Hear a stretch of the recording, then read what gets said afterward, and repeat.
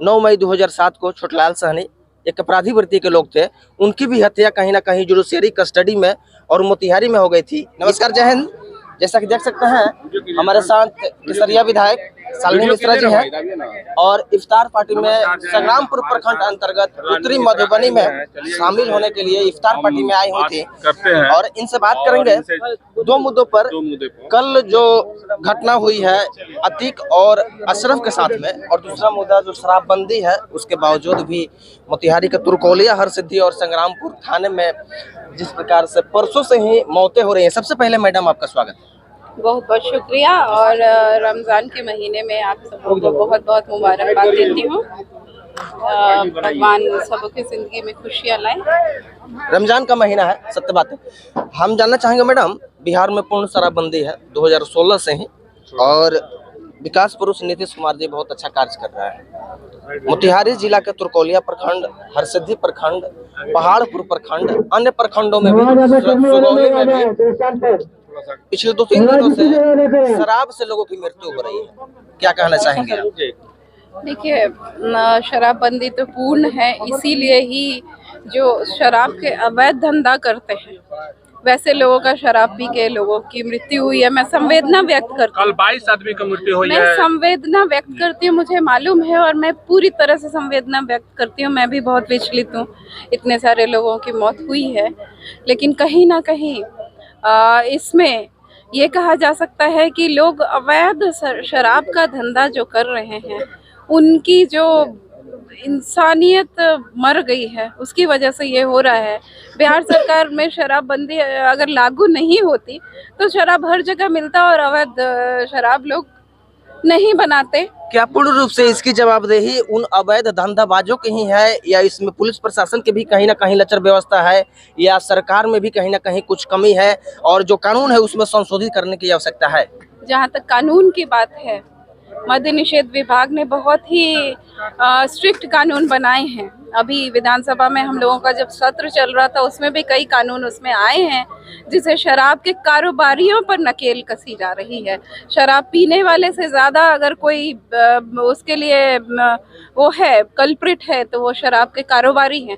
तो उस पर नकेल कसने के लिए बिहार सरकार बिल्कुल ही पूरी तरह से प्रतिबद्ध है और ये इस बार विधानसभा के सत्र में भी हुआ, पिछली बार भी कई कानून आए।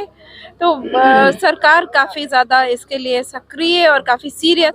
जैसे 2 जमदार और 2 चौकीदार को निलंबित किया गया है। अभी शुरुआत है, आप देखिए आगे क्या होता है। सरकार कतई इसको बर्दाश्त नहीं करेगी, आप लोग निश्चिंत रहें।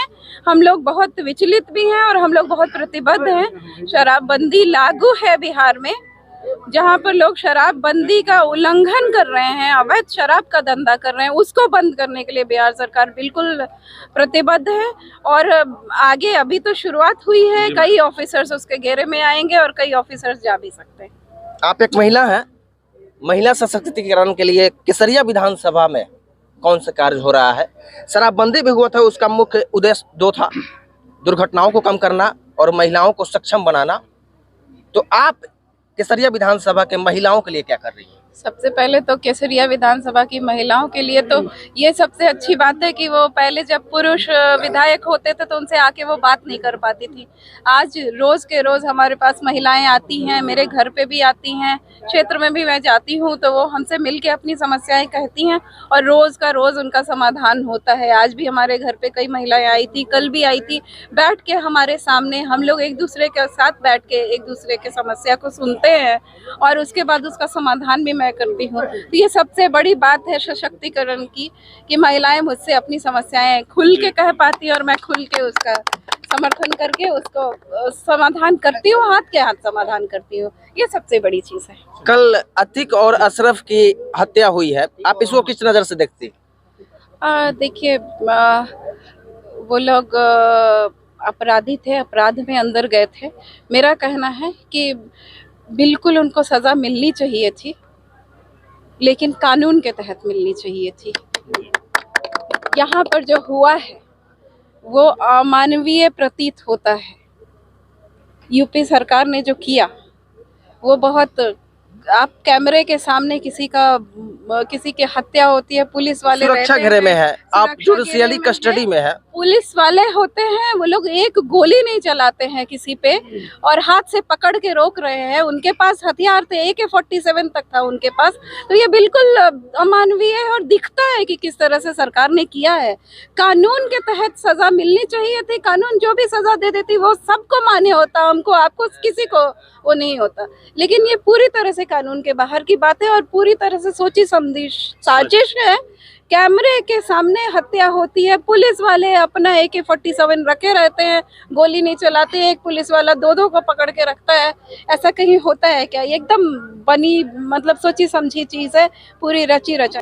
9 मई 2007 को छोटलाल सहनी एक अपराधी वृत्ति के लोग थे, उनकी भी हत्या कहीं ना कहीं जुडिशियरी कस्टडी में और मोतिहारी में हो गई थी। यह भी जो घटना हुई है, जुडिशियरी कस्टडी में अतीक और अशरफ दोनों भाई थे और उनकी भी हत्या जुडिशियरी कस्टडी में रहते हुए, जहां सुरक्षा घेरे में तमाम सुविधाएं रहती है, वहां पर जो कि शूटर्स जाते हैं और उनको मार देते हैं।